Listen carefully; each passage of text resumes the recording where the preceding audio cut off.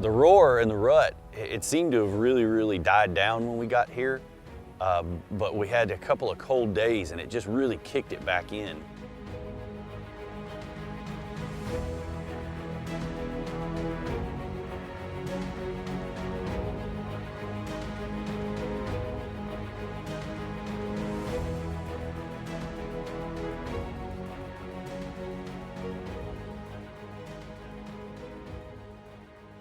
Can you hear that? The roar is winding down, but they're still going at it. There's a couple roaring up there. Got a few in here.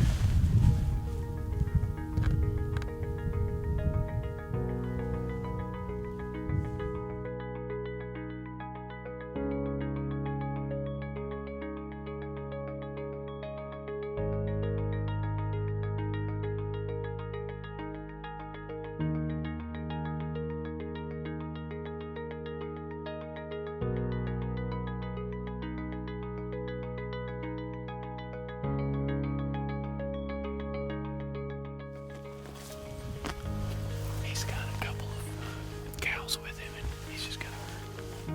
He's really wild.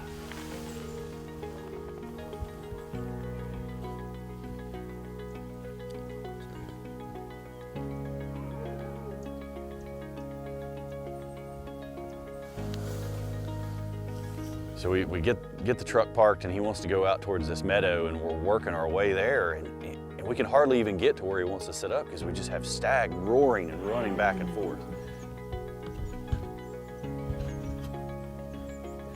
We hear a huge fight happen.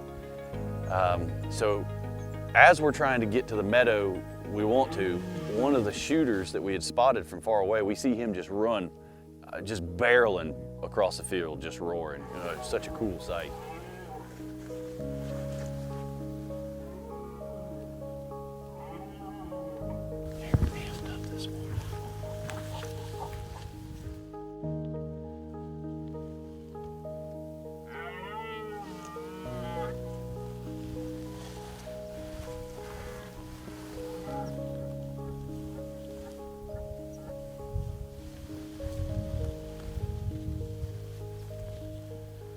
So Lobo gets us set up on this nice little spot on the meadow, and the action all stops there, and we can hear it all kind of going on down on the next meadow. So we sit there for about 20 minutes, and Lobo says, all right, we need to go down there.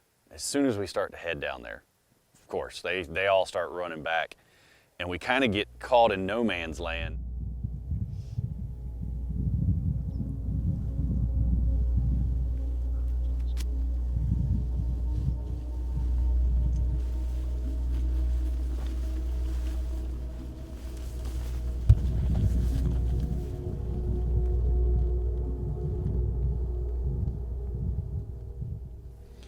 So we're down in this little ditch. Before we can even get set up, these two stag, one runs right by us and a little bit of an older one, but still real young. He comes and he walks about 15 yards from us and stops right there. So we're all frozen, and he spots us, stares at us for a little bit, and starts taking off there.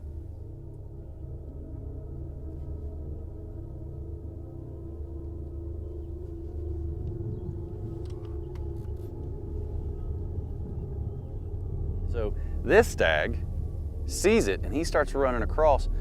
So now I say, oh, it's perfect. 100-yard shot, I lay down, get ready to shoot. And instead of him walking in front of me broadside, he turns and runs straight at us. When he finally stops, he's 10, 15 yards away, and in my scope, it's just shoulder and neck.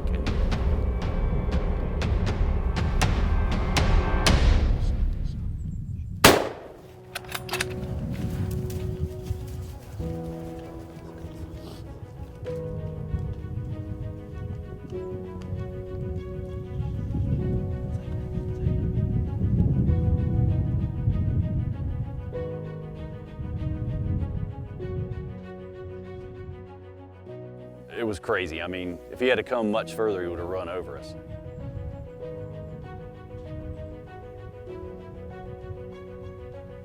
It was a great morning. We had roars going back and forth. I mean, the stag it was everything that you wanted out of an Argentina stag hunt.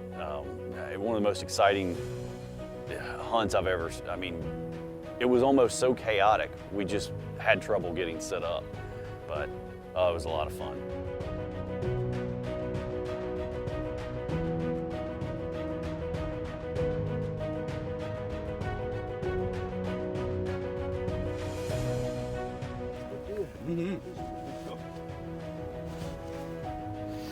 When I shot the sun, Yeah.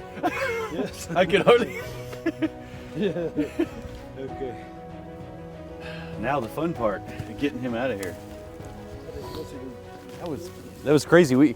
It's the tail end of the roar, but they didn't know that today. It was almost too chaotic to actually get set up on them, and we had a couple of big guys roaring up here and then down here and running back and forth and trying to herd up, everything to breed. And we moved down to go after them, and all of a sudden, here they come running back up to the guy roaring on the ridge, and we just really didn't have much of a choice. We just sat down, and this guy just came charging right at us. I think he thought we were a stag and trying to get his ladies, but that was up close and personal. A lot of people ask about what we do with the meat, and unfortunately, due to USDA regulations, we aren't allowed to bring meat back into the United States. So Parque Diana did a great job of, we're generally eating all the stag meat from the group prior. Every night we've got salamis and smoked venison and just all kinds of great little meat treats. But they asked, hey, do you want to, eat this stag? So we cut the back straps out and we hung the quarters for them to use for the next group. But the chef here, he was great. He took the back straps and trimmed them and got all the silver skin off. Stag meat is very similar to elk, but it's almost between whitetail and elk. It's got a little bit more fat in it, but very, very good. He made an excellent meal that we all loved, and we got to experience that meat the same night of the hunt, and brought that meat straight from the field to the table. It was just a great experience.